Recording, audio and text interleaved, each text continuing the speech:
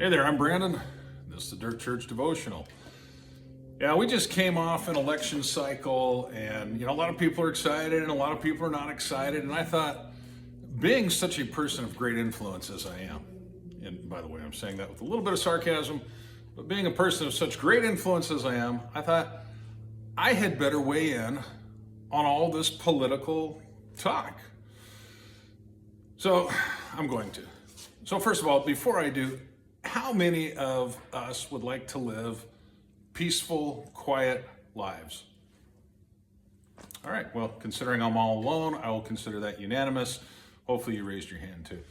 Let me read to you something that I was reading yesterday. It just caught my attention as I was thinking about all the election, the national election and the local election.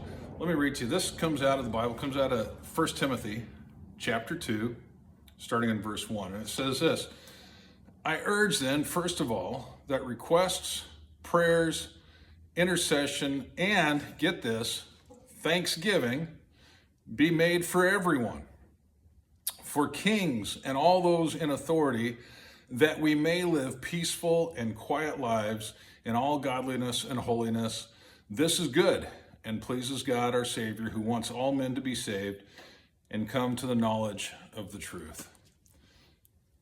Now, let me give you a little bit of background. Paul is writing to a young man by the name of Timothy. He's a protege of his.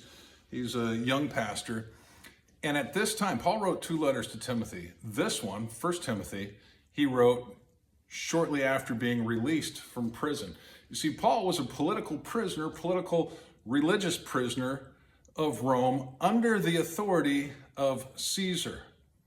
Paul understood a little bit of something about bad politics. He understood a little bit of something about bad leadership on many levels. Paul himself had been involved in religious politics. He had been part of the Sanhedrin. He was a Pharisee.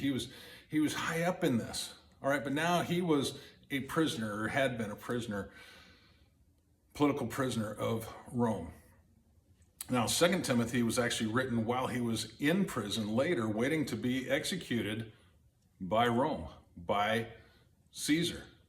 Okay, and what does Paul say? He never changed his mind. This was inspired by God. What did he say? He says, I urge you to pray, to petition, to intercede with thanksgiving for all men and women, for all who are in authority. He said kings and leaders, for all who are in authority.